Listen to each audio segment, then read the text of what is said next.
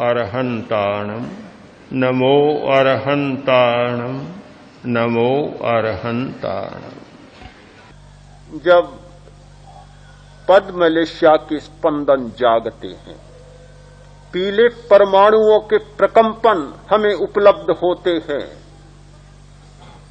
एक अनिर्वचनीय निर्मलता, ऐसी निर्मलता आती है, प्रज्ञा की निर्मलता, बुद्धि की निर्मलता, ज्ञान तंतुओं की निर्मलता, कि जितनी निर्मलता 1000 ग्रंथों के पढ़ने के बाद भी उपलब्ध नहीं होती। गहराई में जाने की ऐसी दृष्टि साफ हो जाती है कि समस्या आती है और सुलझ जाती है। समस्या सुलझाने के लिए छोटे से प्रयोग करें। कोई भी समस्या आए, शांत कायोत्सर्ग की मुद्रा में बैठे, श्वास को शांत करें, श्वास शांत, शरीर शांत, मांसपेशियां शिथिल, पूरा कायोत्सर्ग, पूरे शांत। 10 मिनट मस्तिष्क में पीले रंग का ध्यान कर लें, पद्मलेशा का ध्यान करें, अथवा 10 मिनट आंखों पर पीले रंग का ध्यान कर लें, अथवा 10 मिनट आनंद केंद्र में अरुण रंग का ध्यान कर लें। ऐसा लगेगा कि समस्या बिना सुलझाए सुलझ गई, स्वतः समाधान कहीं से उतर गया। जब शुक्ल लेशा के प्रकंपन तीव्र होते हैं,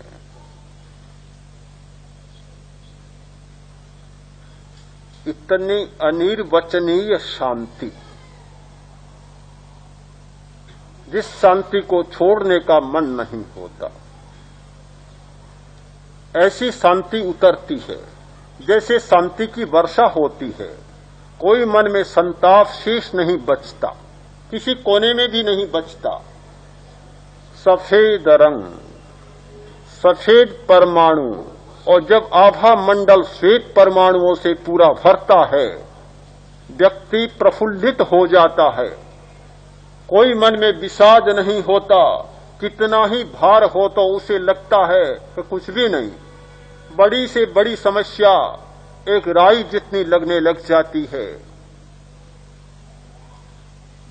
तेजोलेशा, पद्मलेशा और शुक्ललेशा के प्रयोग, उनसे परिष्कृत होने वाला आभा मंडल और उन आभा मंडलों में आने वाले वे परमाणु, ये कुल मिलाकर और हमारे सारे व्यक्तित्व को एक नया निखार और नया रूप दे देते हैं।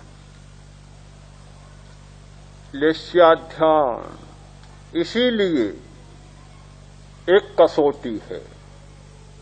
सामाजिक जीवन में ध्यान करने वाले व्यक्ति की कसौटी होती है उसका व्यवहार और उसका चरित्र। ध्यान करता चला जाए, व्यवहार न बदले, चरित्र न बदले, मैं मानता हूं कि ध्यान भी फिर एक नशा हो गया। कोरा आनंद मिलना, कोरी शांति मिलना, कोरी तृप्ति मिलना, यह ध्यान की परिपूर्णता नहीं है। ये तो बहुत प्रारंभिक बातें हैं। ध्यान की सामाजिक क्षेत्र में, व्यावहारिक क्षेत्र में कसौटी होगी कि ध्यान करने वाला व्यक्ति बदलता जा रहा है, उसका चरित्र बदलता जा रहा है, व्यवहार बदलता जा रहा है और आदतें बदलती जा रही है। तो समझना चाहिए कि व्यक्ति को ध्यान उपलब्ध हो गया। ध्यान करने वाले व्यक्ति की आंतरिक कसौटी है आभा मंडल का परिष्कार, लेश्या का परिष्कार, भाव तंत्र का परिष्कार। जिसका आभा मंडल निर्मल हो गया, लेश्याएं विशुद्ध हो गई, भावधारा शुद्ध हो गई, तो समझा जा सकता है कि व्यक्ति ध्यान करने वाला है।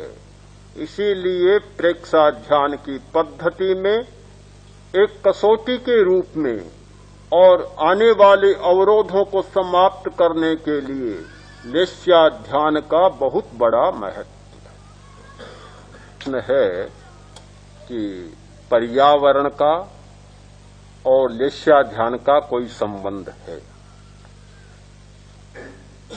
हमारे आसपास जो एटमॉस्फेयर होता है, जो एनवायरनमेंट होता है, वह प्रभावित करता है, निश्चित ही प्रभावित करता है। और जो व्यक्ति लेस्या ध्यान की साधना प्रारंभ करता है वह उस प्रभाव से बचता भी नहीं है, प्रभावित भी होता है।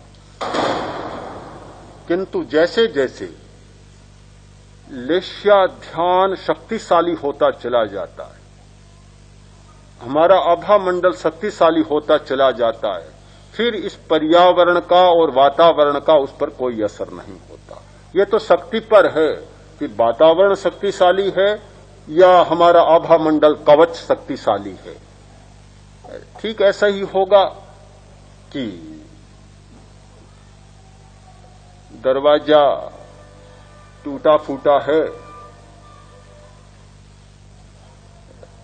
तो धूप भी आ सकता है, हवा भी आ सकती है, और बहुत खुला हो तो चिड़ियां भी भीतर से आ सकती है, कबूतर भी आ सकते हैं। और इतना मजबूत लोहे का दरवाजा है तो धूप भी नहीं आती, चिड़ियां भी नहीं आ सकती, और कबूतरों की बात ही कहाँ है। तो जो जितना मजबूत होगा उसे दूसरा उतना ही कम प्रभावित करेगा या नहीं करेगा। है कि लेस्या के साथ जो रंग आते हैं, आनंद होता है, तो क्या उससे राग नहीं होता? संभावना है कि सुख की अनुभूति के क्षण में यदि राग आ जाए तो ध्यान का क्रम भी टूट जाएगा।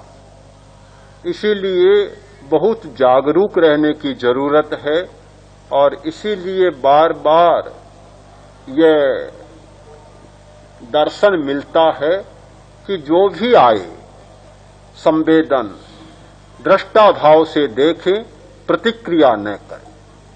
प्रतिक्रिया में नहीं जाना, केवल दृष्टा भाव से, तटस्थ भाव से देख जाना है कि क्या घटना घटित हो रही है। ध्यान की गहराई में जाने वाले व्यक्ति के सामने एक शरीर, यह शरीर नहीं रहता। शरीर में कितने जागते हैं, कितने जागते हैं। अभी एक साधक मेरे सामने हैं, ध्यान का अभ्यास करने वाले। उन्होंने अभी बताया कि जब कायोत्सर्ग का प्रयोग किया, गहरा कायोत्सर्ग किया, गहरे कायोत्सर्ग में गए तो सारे शरीर में ऐसा लगा जैसे बड़ी बड़ी फैक्ट्रियां चल रही। कभी नहीं लगा पहले। मैंने लिखा था, उन्होंने पढ़ा था, पढ़ा तो ऐसा लगा कि ये क्या गप्पे हैं। बड़ी कठिनाई होती है कि जब तक अपना अनुभव नहीं जुड़ता तो लिखने वाले को, कहने वाले को भी झूठ आदमी मान लेता है। पुस्तक पढ़नी शुरू की, मन के जीते जीत एक दो पृष्ठ पढ़ा और ऐसा लगा कि क्या है, कुछ सार नहीं है, रूखी रूखी पुस्तक है, रख दी। किंतु जब एक बार प्रयोग कर लिया, शिविर में आ गए, ध्यान का प्रयोग कर लिया, अब ऐसा लगता है कि उपन्यास पढ़ने में भी मन नहीं लगता, उसमें ज्यादा मन लगता है। एक भाई आए थे, डॉक्टर हैं, कुरुक्षेत्र में अच्छे डॉक्टर हैं। कुछ प्रयोग किया, काफी बुद्धिमान व्यक्ति है, अच्छे विचारक है। प्रयोग के बाद उन्होंने बताया, मिले मुझसे वहां टुहाना में, बताया कि मैं केवल नोवेल पढ़ता था,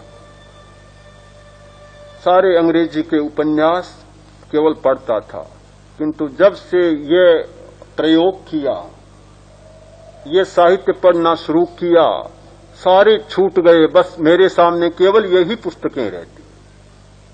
तो हमारे शरीर में इतनी विचित्रताएं हैं, आप साहित्य भी पढ़ेंगे तो पूरी बात समझ में नहीं आएगी। जब प्रयोग में से गुजरेंगे, प्रयोग करेंगे और गहराई में जाएंगे, तब आपको पता चलेगा कि शरीर में तो क्या क्या हो रहा है, कितना कुछ हो रहा है। पहले सपना भी नहीं लिया जा सकता, उस बात का कल्पना भी नहीं की जा सकती। तो जो कुछ हो रहा है, अगर उसी में हम उलझ जाएंगे तो फिर आगे नहीं बढ़ पाएंगे। हमें तो इससे आगे जाना, इस सीमा को तोड़कर आगे जाना है। तो वहां जाने के लिए निरंतर भावक क्रिया का सहारा लेना है। जागरूकता, अप्रमाद और दृष्टा भाव, केवल दृष्टा भाव, साक्षी भाव, इनका सहारा होगा तो इन सारी घाटियों को पार करते हुए आगे चले जाएंगे और इस स्थूल शरीर की सीमा को पार कर सूक्ष्म सत्यों से संपर्क स्थापित कर लेंगे।